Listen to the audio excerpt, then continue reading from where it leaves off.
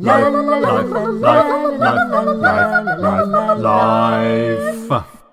Hello, it's Doug Wormsley here for another episode of Doug and Janet Go Influence. Well, it's not actually and Janet, because as you can see, we're kind of missing Janet. Just to let you know, regular viewers of the show, that Janet is perfectly well. She's perfectly fine. Her old friend Judy has taken her off to a sort of like a healing centre. And they're going to do some sort of healing stuff, you know, like I don't know. I think it's like some yoga and some mindfulness and you know, those funny little crystals. And what I'm going to do some influencing just around where I live, just around here. So let's go and see what things that we can find near Doug's home. Right, so here I am. I'm just going across. This is my home is back there. This is like a little hamlet I live in, and over here we got some chickens. So I'm just going to show the chickens. Hello, chickens. Say hello to the Doug and Janet show. Say hello, ladies. Hello. There were 4 chickens, named after the writers of the Gospels: Matthew, Mark, Luke, and John. But I'm afraid a couple of weeks ago, John got pecked to death by, well, we don't know who exactly. I think it might have been Matthew, might have been Luke, or it could have been Matthew, Mark and Luke. They could have all had a go and killed John. And apparently that's what happens sometimes with chickens. But anyway, Matthew, Mark and Luke there, not to be confused with the writers of the Gospels. Right, so just going along here now, we're coming up to this strange looking thing over here. It looks like a very big hat, doesn't it? It's actually a feeder, and they feed the pheasants. They feed the pheasants down the bottom of the hat there. They put a feeder in, and then the pheasants come along, eat the feed, and then they shoot them. They get them all big and fat first by giving them the feed through here. I tell you what it looks like. It looks a little bit like a you know, there's Puritans. Well, you probably don't know any Puritans personally speaking. You know, Puritans back in like the 17th century or something. They had those big hats, didn't they? It looks like a giant Puritan has been sort of knocked into the ground with a big hammer, and it's just left his hat at the top. That's what I always think when I see them.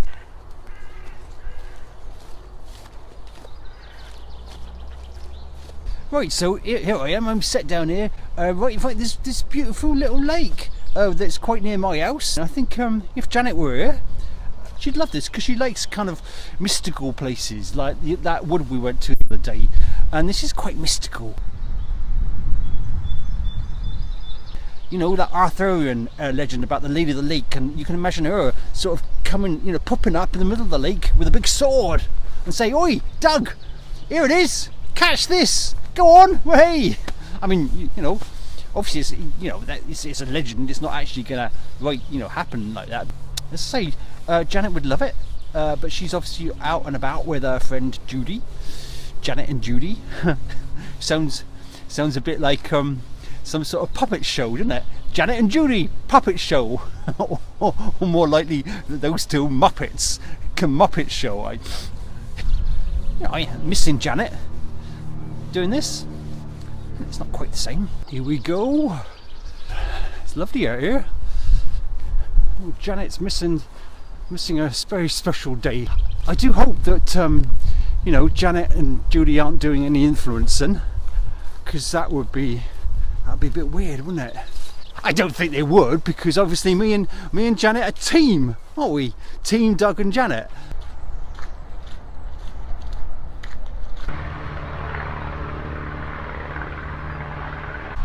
I'm at the end of my lane, and behind me you should see the a little bit of the 1485 road, which is quite a major road nearby where I live, and I'm going to influence that now. The actual surface of the road is pretty good. It's not bad, because a lot of the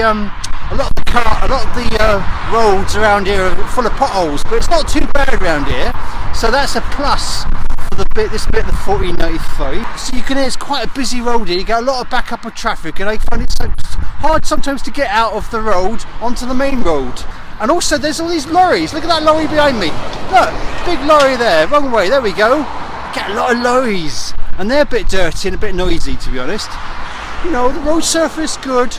Problems getting out onto it a little bit dodgy, and also the lorries, not so keen on the lorries. I've come across like one of those sort of mysterious little magical circles. It's like a crop circle, but it's not a sort of field. It's not a field of crops. But if I put this camera right up, I move around in a mo, you should see a little circle. Can you? If I just move around, look, you can see the edge of the circle, and it goes round like that. Oh, excuse me. Right into the sun. Can you see that?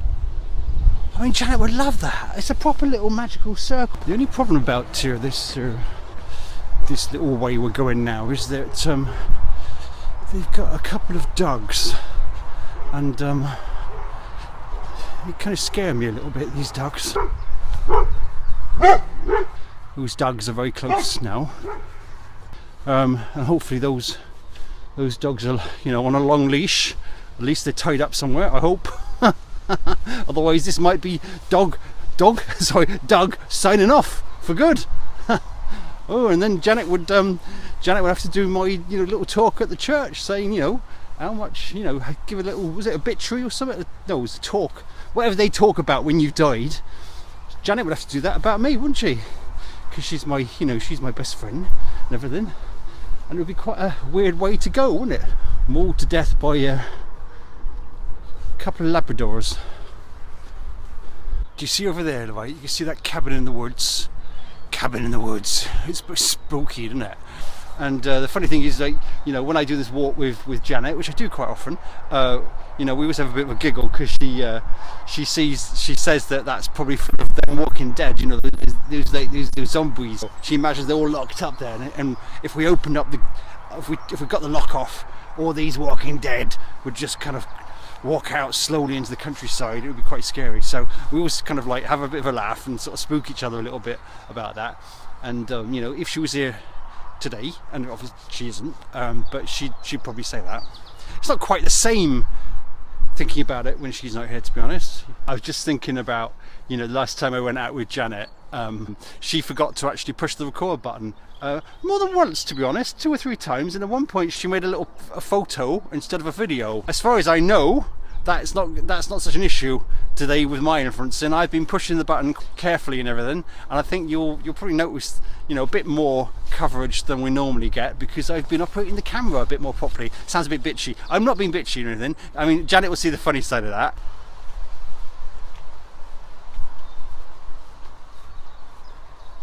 Right, so I'm now back at home. I'm sat in my garden, and that's the end of my particular influencers tour of my locality. I hope you enjoyed it. You know, obviously some highlights there were the chickens, I hope.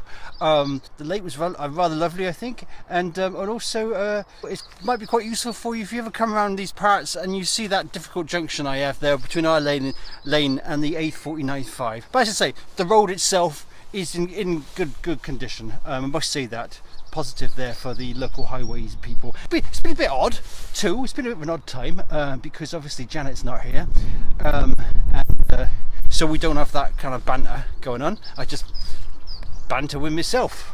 All right, good. Right, it's me signing off.